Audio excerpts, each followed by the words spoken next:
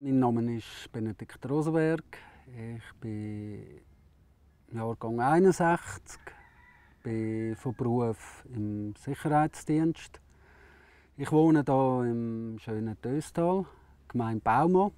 Ja, man ist hier ein bisschen weg von der ganzen Hektik. Man kann sich hier ein bisschen rausnehmen von der Hektik, die eigentlich in der Stadt oder der Agglomeration herrscht. Und man hat viel Grün. Es ist schwierig, man hat zu vielen Sachen eine Meinung. Und es gibt irgendwie fast keinen Kanal, wo man sich da ausdrücken kann, um eine Meinung kundtun. Der erste Reflex ist natürlich schon, irgendwo mit einer Gegenmeinung den anderen versuchen zu überzeugen. So, das ist impulsiv, oder, im ersten Moment. Aber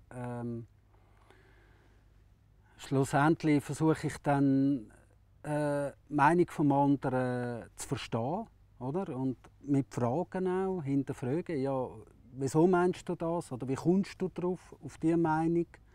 Und dann versuche ich, meine Argumente zu bringen. Sobald ich einen Sinn dahinter sehe, bin ich eigentlich von etwas überzogen. Wenn mir das jemand vis-à-vis plausibel erklären kann und sagen, schau, es ist so und so und so und das ist der Grund für das, dann kann ich das sehr gut akzeptieren.